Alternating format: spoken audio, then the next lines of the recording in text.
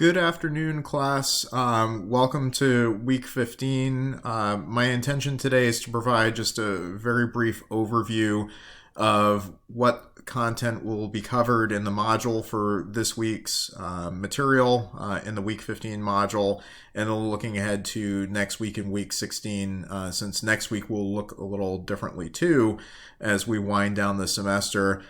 First off, thank you all so much for your understanding and patience, considering that I was going off of my memory of how we used to do things at the college, and neglected to double check the academic calendar and saw that if we were holding class tomorrow, I would have been holding class with all of us on our own, with nobody else at the college having class, because Thanksgiving break starts tomorrow. So let me lead with wishing everybody a very happy and safe Thanksgiving holiday, whatever that ends up looking like for you all this year. Everybody's gone through a lot this year, and I know that many of you are facing the same situation I am, being separated from family over long distances. So I hope the best for all of you and hope you have an enjoyable holiday despite the challenges we're all facing. Looking ahead to what's coming up next, just be mindful of the fact that the paper is coming due on November 30th. If for some reason things get in the way of making progress on the paper over the next few days as you had intended, please reach out to me. We can discuss a brief extension. Anything that would afford you an opportunity to get your best work in is what I would want to aim for. The last day of our class for all of our classes before we head into the final exam period is December 3rd. Final exams start on December 4th, and for us, run through the 9th. So I would need to receive any work by December 3rd to be able to assess your work going into the final exam. So the paper's due November 30th, this coming Monday. Please reach out to me if for some reason that date isn't going to work to be able to get your material in. The study guide for the final exam is posted. That is in the final exam week module, so you'll be able to have access to that now and can begin reviewing the key terms that we've covered in our discussions together in virtual classroom as well as in the textbook. So you might have to go back through some PowerPoints or through the reading to be able to get the material you need for that, but that's why I'm providing the study guide to you now so you can go back through your notes and prepare. The final exam is not cumulative, and that's covered in the review sheet. So please make sure to read through that so that you don't go all the way back to the 17th century and just focus on what you need to from roughly Reconstruction through the end of the semester. Our last session is going to be on Wednesday, December 2nd at 12:30 on Google Meet. Not in virtual classroom. The notification for that is on the landing page for our course. If you scroll down past week 15 news and notes, you'll see all of this information here about On the Hunt for History, a conversation with the Fairfield Foundation. This is our honors program class enrichment activity. We're going to be meeting with two archaeologists at the Fairfield Foundation in Virginia. They're doing important work looking at Green Book sites in rural Virginia. These were travel guides that were put out in the mid part of the 20th century to provide safe places for African Americans to travel to in the midst of Jim Crow segregation. They encompass hotels, gas stations, eateries, restaurants, all kinds of different places that were considered safe for Black families and for Black travelers to go to. The more populous cities have sites that have been preserved fairly well, but the rural ones are a little harder to come by.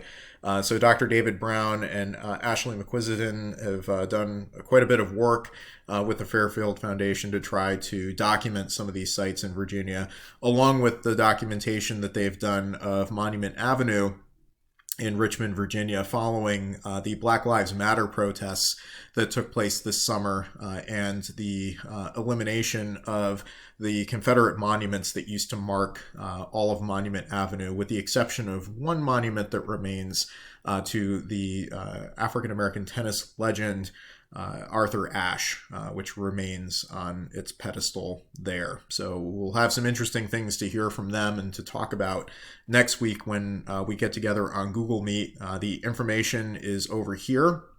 And in the invitation that you receive via email, where you can click on the link and you'll have access to it, and I'll be able to let you in. Best case scenario, you accept the invitation in your email, and that'll help to facilitate you getting in a little bit more easily into that presentation. So if you have any questions about that, please feel free to email me and reach out about that. Quiz 4 wrapped up the other day.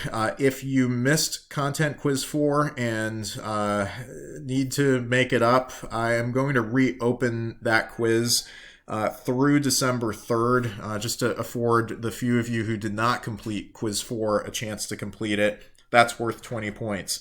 Your paper that's due on Monday is worth 80 points, and your final exam, which needs to be completed between Friday, December 4th, and Wednesday, December 9th, that's worth 80 points. So that's a lot of points that are left.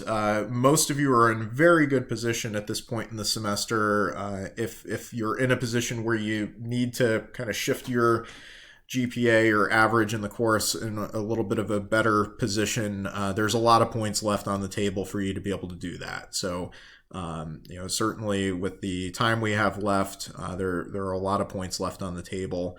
And do make sure to get that work in so that you can be in best position possible heading into the final days. So in terms of the content that you're looking at this week, this is week 15 of our course. So going over to content and the week 15 content module, you're going to be looking at this week through Monday, the civil rights movement. I start out here in the introduction with a picture of Rosa Parks following the Montgomery bus boycott. I would imagine most of you are very familiar with her story and the trajectory of her narrative, her early involvement in the civil rights movement. It is important to note when we're looking at examples of hidden history when it comes to African-American experiences in U.S. history, Rosa Parks was a test case in many respects. She was heavily involved in civil rights in her community. She was heavily involved in the NAACP. There were other people who acted in a similar fashion that she did, to stand up for her rights by sitting down and refusing to give up her position on the bus. Claudette Colvin comes to mind as one of the great examples. Jackie Robinson did a similar thing. We heard about earlier examples of civil rights activists last week who were engaging in similar actions. And this is not to take away in any way, shape, or form from her contributions to the civil rights movement. Rosa Parks deserves the position that she does as one of the great leaders of the civil rights movement. But it's also to say that there are other people too who deserve to be known and deserve credit for participating in the effort and helping to advance ever so slowly the cause of human equality in American historical life. So she's one part of the story. There are many, many other narratives that you're going to be reading about in the presentation, the PowerPoint slide, and the other supplementary material that I've put forward for you to look at in the context of the civil rights movement, covering the whole range of responses to how best to achieve civil equality in American life, ranging from the nonviolent civil rights movement, figures like John Lewis, who went on to serve in a distinguished fashion for many, many years in Congress, to the Black Power movement, to the Nation of Islam and Malcolm X, Medgar Evers, who was actively involved in trying to register people to vote in Mississippi, tried to find witnesses in the Emmett Till case at great threat to his own life, eventually was assassinated, as many of the leaders of the civil rights movement were in the course of the many years that people were involved in the 1950s and 60s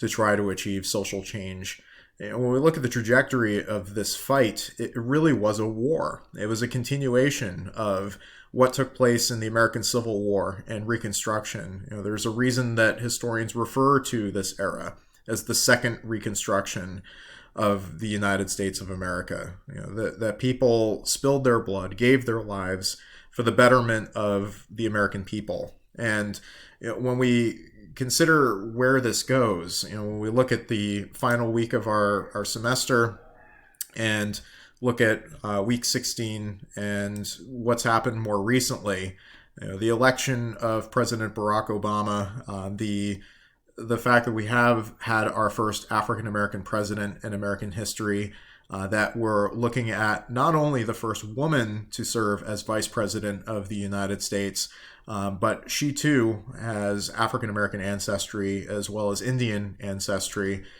It's a remarkable moment in American life. We've faced tremendous challenges since 2016 in the election of President Donald Trump. We've faced a backsliding in many ways, looking at the restriction on voting rights, the ongoing vote count as I speak to you today in several states, that seems to be increasingly settled in the direction of certifying the election of the president-elect Joseph Biden and Vice President-elect Kamala Harris. That seems to be in the process of being worked out. But in terms of looking at our history as a nation and what these two modules tell us about the fight for civil rights, the vote to ensure that all Americans have the right to vote and participate in the political process, that all opportunities are available to all Americans regardless of race or gender, as the election of President Obama and the election of Vice President Kamala Harris is starting to shift us towards. We've come a long way as a nation, to be sure.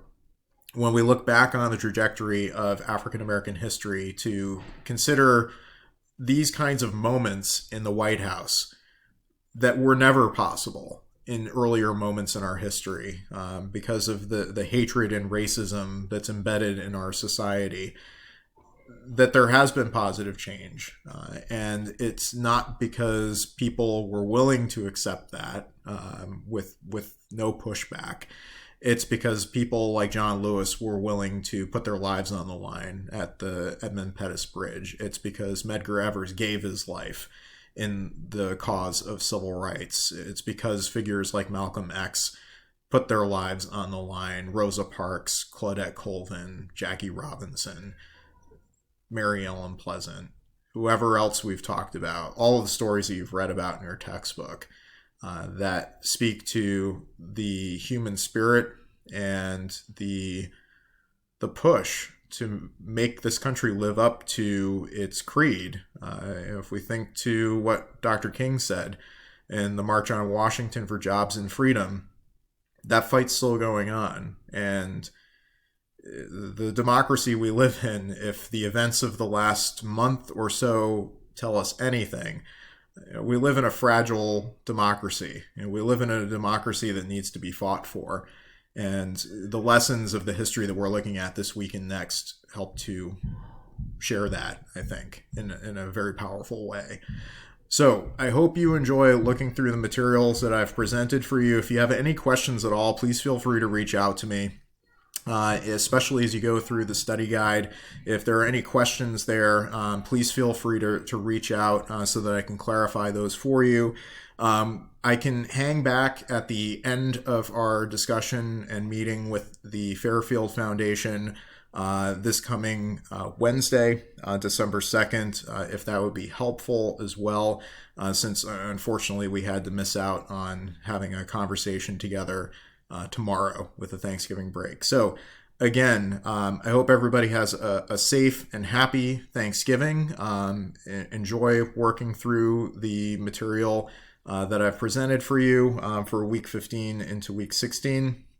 And I look forward to seeing everybody for our enrichment activity, the conversation with the Fairfield Foundation on Google Meet next week. So take care, everybody.